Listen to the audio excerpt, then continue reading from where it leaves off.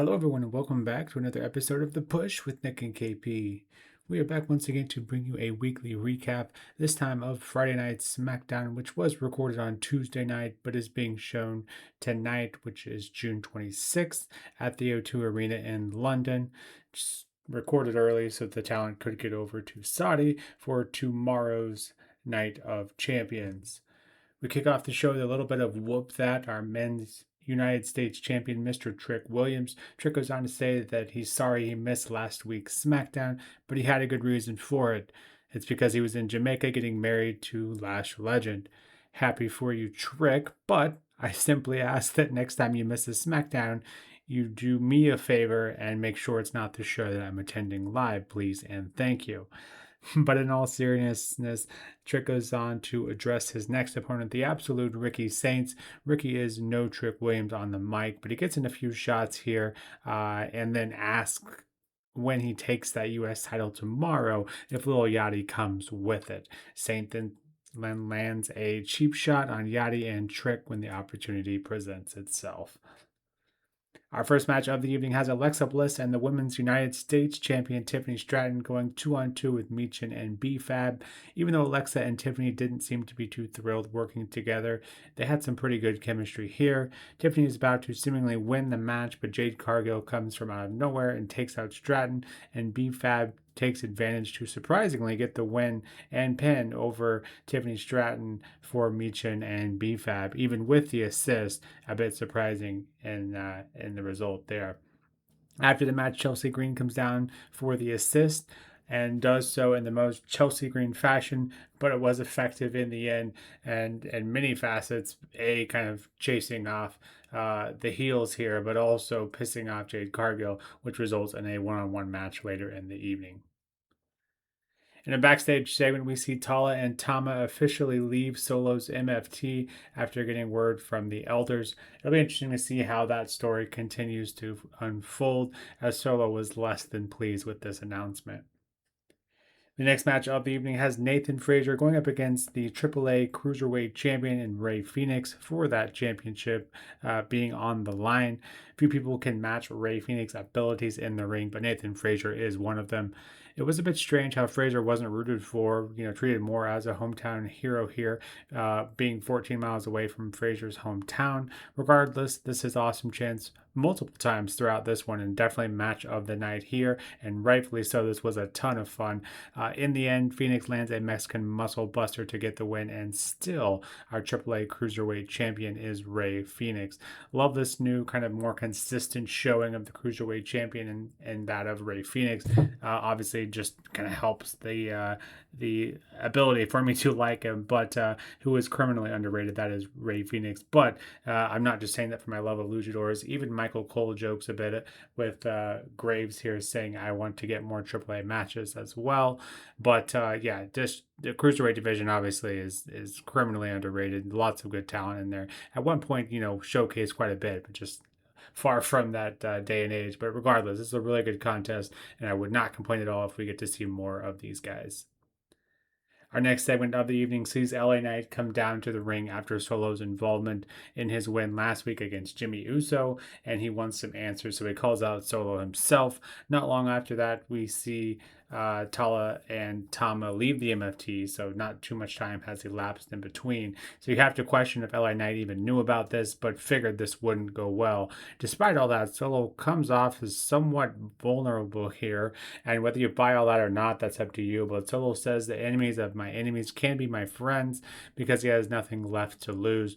LA Knight isn't buying any of it though and says no thanks to the offer. So, as I said earlier, an interesting angle here. A bit of a different feel now because Solo kind of is on his own. So I'm interested to see kind of what goes on from here. Obviously, Royce Key's kind of still a bit involved here. And I really don't know where they're taking this, but I am interested to see where it's going. The next match of the evening has one half of the women's tag team champions, Paige, going one-on-one with Fatal Influences, JC Jane. The crowd definitely into the fact that this is Paige's house. This is a decent enough match, but unfortunately the finish here is one that feels like we've seen it time and time again. A bit exhausting at this point. I'm getting to the point where I feel like Paige and Brie are being booked way too strong. I've been there, but now it's really getting a bit too much, especially getting wins over the likes of Lyra and JC Jane. Just seems like they shouldn't be winning these matches consistently. It's nice to have them back, don't get me wrong, but should they be winning week in, week out? And even more so, should they still have those titles? I guess that's all a conversation for another time. But once again, Paige gets the win with a roll up win. So seems like we've seen that play out time and time again. So hopefully they can come up with something new and quick. Our next segment of the evening has Danhausen bring The Miz and Kit Wilson down to the ring once again. Not much to say here before Los Garza comes down to try to collect their money back from Danhausen. Matt Cardona comes down to help Danhausen, and then Nick Aldis comes down and makes it a tag match. You know how it goes. Match of the year, no, but Los Garza showing little glimpses of how good they can be when given the opportunity. The Miz and Kit Wilson with Matt Cardona and Danhausen, what a combination. Do get the win here after Danhausen curses Berto when he's up on the top ropes. Very, very different, but fun and entertaining nonetheless. Our next match of the evening has Chelsea Green going one-on-one with Jade Cargill after the fallout of that women's tag match earlier in the show. Saw Chelsea Green come out to help Tiffany and Alexa. Despite all of that, Tiffany and Alexa are not at ringside, at least for the match. Chelsea puts up a little fight, but not really much to write home about before getting hit by a Jaded and then allowing Jade to get the win. After the match, Tiffany and Alexa then come out to check on Green. You have to question why they wouldn't be out during the match, obviously knowing what was going to happen. But regardless, Misha and BFAB come out again. Jade hits Tiffany with a Jaded and claims this is a preview of what's to come tomorrow at Night of Champions. So definitely not reinventing the wheel here. Just, again, another reminder, I guess, making sure everyone is on an equal playing field, in a match. So make of that what you will. Our next match of the evening has Julia going 1-1 with Kiana James after their falling out 3 weeks ago, I believe it was now. This is a good back and forth, but all the while I'm sitting here questioning why this took 3 weeks to get to the payoff.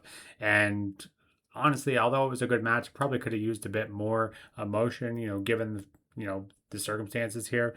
But really, in the end, it doesn't matter. Julia hits a Arrivederci and a Northern Lights bomb to get the win. And hopefully this is a new, fresh start for the once dominant Julia.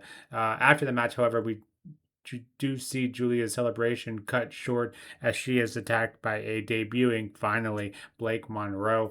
At least she's out of that vignette stage that we've seen a lot of talent never make it out of. So happy to see all of that unfold. Julia get the win. I think that's the right decision. Kiana James' time will come. She clearly does have some potential. But yeah, Blake and Julia, I think that could be a fun rivalry. So looking forward to that. The main event of the evening has our undisputed WWE champion Cody Rhodes, the American Nightmare, making his way down to the ring ahead of his triple threat defense tomorrow at Night of Champions.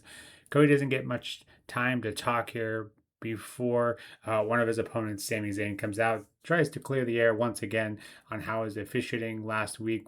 He didn't like the way that all went down. Cody questions Sami's apology, as would I, because this is getting a bit ridiculous, the back and forth between Sami, which I know is by design, but even still, he says that Cody comes back to say that at least his friend KO would have owned up to the antics, whereas Sami keeps trying to go back on them.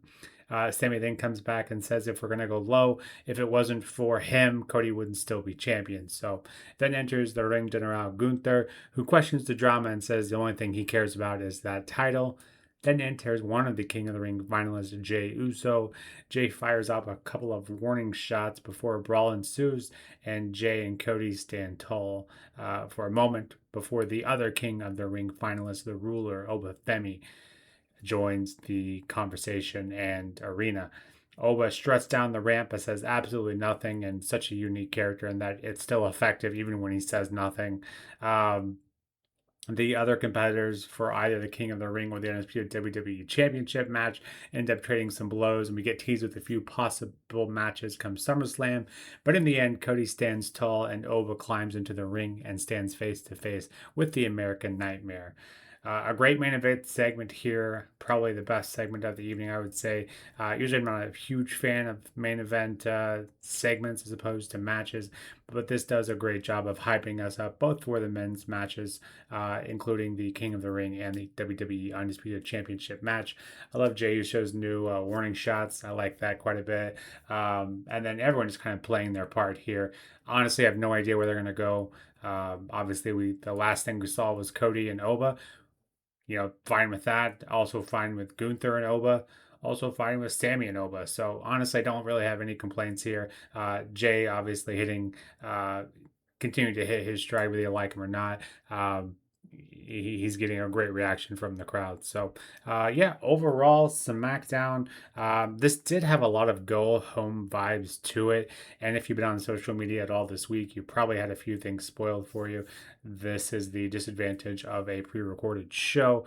We did get a great matchup here between Frazier and Phoenix and some progress finally in the MFT storyline, as well as the Julia Kiana James storyline with the debuting Blake Monroe. So, definitely a couple of things there to hang your hat on.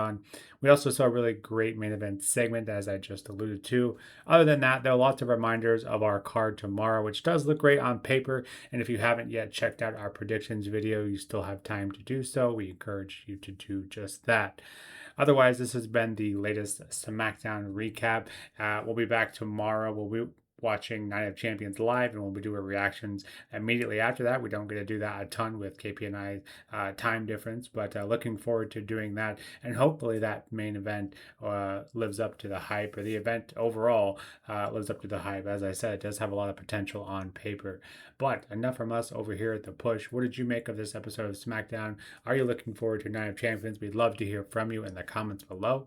But until next time, this has been The Push with Nick and KP. We'll see you soon. Take care.